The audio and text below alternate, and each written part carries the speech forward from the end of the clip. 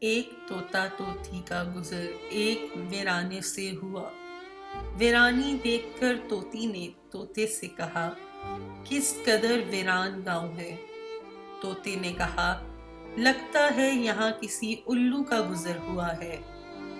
جس وقت طوطا طوطی باتیں کر رہے تھے، عین اسی وقت ایک الو بھی وہاں سے گزر رہا تھا۔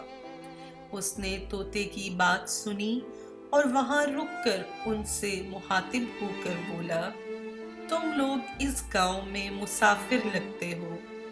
آج رات تم میرے مہمان بن جاؤ، میرے ساتھ کھانا کھاؤ۔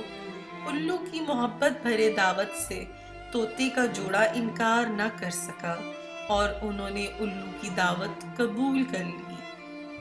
کھانا کھا کر رات گزاری۔ صبح جب انہوں نے رخصت ہونے کی اجازت چاہی تو الو نے طوطی کا ہاتھ پکڑ لیا اور کہا، تم کہاں جا رہی ہو؟ طوطی پریشان ہو کر بولی، یہ کوئی پوچھنے والی بات ہے؟ میں اپنے شوہر کے ساتھ واپس جا رہی ہوں۔ الو یہ سن کر ہنسا اور کہا، یہ تم کیا کہہ رہی ہو؟ تم تو میری بیوی ہو۔ اس پر طوطا طوطی الو پر جھپٹ پڑے اور لڑائی شروع ہو گئی۔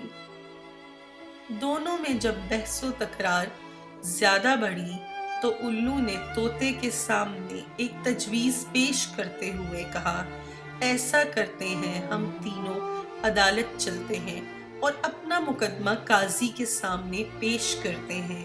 قاضی جو فیصلہ کرے وہ ہمیں قبول ہوگا۔ الو کی تجویز پر طوطا اور طوطی دونوں مان گئے اور تینوں قاضی کی عدالت میں پیش ہوئے۔ قاضی نے دلائل کی روشنی میں الو کے حق میں فیصلہ دے کر عدالت برخاست کر دی۔ طوطا اس بے انصافی پر بہت رویا اور چیختا چلاتا چل دیا۔